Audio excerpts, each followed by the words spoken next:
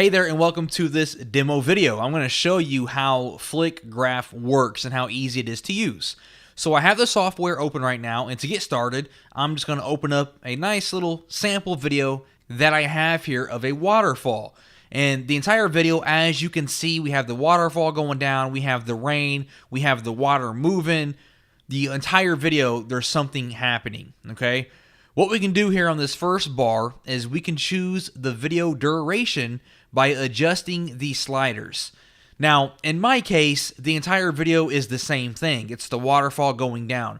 But in your case, you might be using a video where someone is walking or the entire video contains different scenes, and you will need to use this slider to go to the scene that you want to use, okay? So in my case, it's all the same. So once I have it selected, I'm going to click on this little lock here. Now, once I click on this lock, the next thing that I need to do is choose a still frame that I want to work with. So again, in my case, everything is pretty much the same, but in your case, you might want to choose a very specific scene in your video. So I'm going to keep mine right here in the middle of my upper brackets, and I'm going to click on the lock again. Once I have that clicked, you're going to notice we have a still frame. I'm going to click on my camera, and that's going to take a screenshot of my video. Now here's where the magic happens, and here's where we can go ahead and create our cinemagraph. When I mouse over my video, you can see I have this big old circle. It's kind of like Photoshop if you're going to erase something or use a brush. I'm going to come to the left, and I'm going to shrink my circle a little bit, adjust my size there, make my circle a little bit smaller.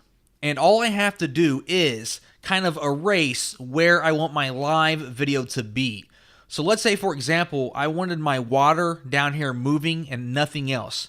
So I'm going to click and then just kind of go back and forth, almost like I'm erasing my screenshot. And as I'm erasing my screenshot, it's showing the actual video underneath it. So I can come all the way through here, erase all of this screenshot that we have.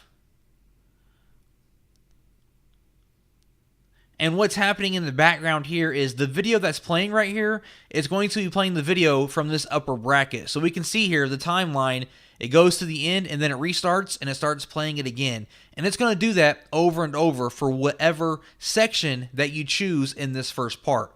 So we can see everything is frozen and my water is continually to move. If I mess up, I can come over here and instead of erase, I can check mark this little box here and switch it over to unerase. Now I can do the same thing, but instead of making it a video, I'm now freezing it back in place to how it was. We do have some other options to adjust the opacity, the smoothness. We can select particular areas and the frame alpha. And by adjusting these, we'll kind of adjust the screenshot itself and how much of the video actually gets through. So all the way forward, you can see it's completely frozen up here like a screenshot. Now if I move it down a little bit, we can see a little bit of the animation is starting to leak in a little bit.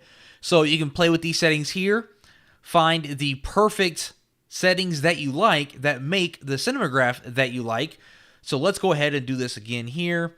Make just my water here moving, and when I'm completely done with this, I can click on export video at the top. I can export this in MP4 or GIF format. MP4 for video websites that accept videos, or GIF format for like Imgur or websites that only accept images. Either way, it's going to look the exact same way and it's going to repeat over and over again. Down below, we need to select our different size that we want to export in. We have landscape, portrait, or square, or we can use the original size, or we can do custom dimensions. We also have frame rates and loops. Now, the loops here are pretty much only for the MP4s because GIFs are going to loop no matter what over and over. But for your MP4s, you can turn on loops to re-loop it back and forth. Now, if you plan on using this on Facebook, you can only loop a video up to 30 seconds on Facebook. So the length of your video plus how many times you're going to loop it, that can only be 30 seconds long if you want it to work on Facebook. So I'm going to go ahead and click on GIF here. I'm going to keep my original size and I'm going to click on export. Once I do that, we can see my GIF was successfully exported, and now I can share that cinemagraph anywhere on the internet.